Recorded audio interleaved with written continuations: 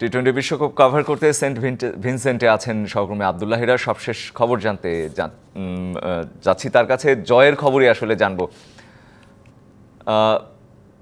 হীরা, নিশ্চয়ই শুনতে পাচ্ছেন নেপালের বিপক্ষে স্বল্প পুঁজির পরও বোলারদের দাপটে আসলে জয় পেল। এই জয়কে আসলে কিভাবে দেখছেন এবং দর্শকদের প্রতিক্রিয়া কি, আর তানজিম সাকিবকে নিয়ে আলাদা করে কিছু বলার আছে কিনা সেটিও শুনতে চাই।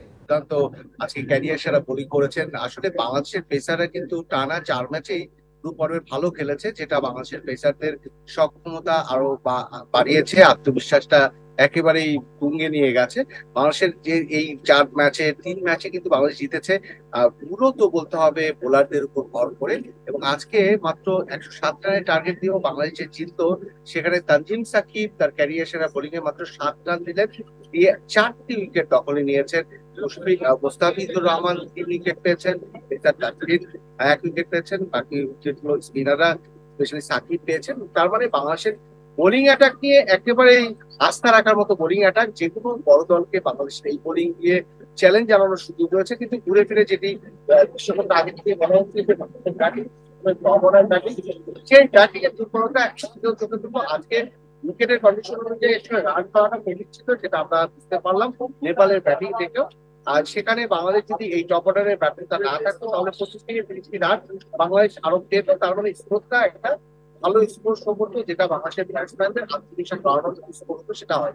বাংলাদেশ দল সম্পর্কে একটু বলতে চাই, সুপার এইট মোটামুটি আগেই নিশ্চিত ছিল এই ম্যাচের মধ্যে দিয়ে, অর্থাৎ 3টি জয়ে 6 পয়েন্ট নিয়ে একেবারেই সুপার এইটে। বাংলাদেশের পয়েন্টের দিকে তাকালে কিন্তু বাংলাদেশকে বেশ বড় দল বা ভালো স্ট্রং দলই মনে হবে। কিন্তু ব্যাটসম্যানরা যে পারফরমেন্স করেছেন, সেখানে বাংলাদেশের যেহেতু সুপার এইটে বড় বড় দল অপেক্ষা করছে, ভারতের সাথে খেলতে হবে, অস্ট্রেলিয়ার সাথে খেলতে হবে। প্রথম ম্যাচেই বাংলাদেশকে অস্ট্রেলিয়ার মতো দলের সাথে খেলতে হবে, এরপরে ভারত, তারপরে শেষ ম্যাচটা খেলবে আফগানিস্তানের সাথে। এই ভেন্যুতে যে ভেন্যুতে আজকে খেলা হলো, তার মানে এই সব দলের পক্ষে কিন্তু এই ধরনের ফুটবল ব্যাটিং লাইন আপ দিয়ে আসলে বাংলাদেশকে খেলতে হবে। বাংলাদেশ অবশ্যই এই পার পাবে না যতটা বোলিং ভালো করছে সেই বোলিং। আর বাংলাদেশ দল আগামীকাল স্থানীয় সময় সম্ভবত 11টার দিকে অ্যান্টিগা, তাদের নেক্সট ভেন্যু 2টি ম্যাচ সেখানে হবে সুপার এইটে, অ্যান্টিগাতে যাওয়ার কথা রয়েছে। এবং আইসিসি যে সিস্টেমে তাদের নিয়ে যায় দলগুলোকে, সেই চার্টার করেই নিয়ে যাওয়ার সম্ভাবনা বেশি। এবং সেখানে অ্যান্টিগাতে যে প্রথম দিন হয়তো অনুশীলন থাকবে না, এবং তারপরে অনুসরণ করার সুযোগ পাবে। এবং 20 তারিখ যেটি 20, 22, 24 তিনটি ম্যাচ রয়েছে, এবং টাইট ভাবে ম্যাচগুলো খেলতে হবে। তেমন ম্যাচের গ্যাপে তেমন অনুশীলন সুযোগ পাবে না।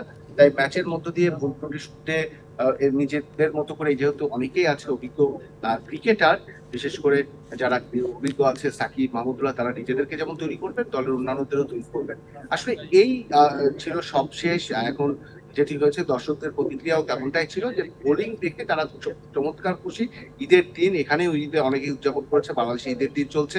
ঈদের দিনে দ্বিগুণ আনন্দ দিয়েছে বাংলাদেশের বোলাররা, যেখানে জয়টা এসেছে। এবং তারা চায় ব্যাটসম্যানরা ভালো করলে হয়তো কম্পিটিটিভ ম্যাচ হবে। নিশ্চয়ই।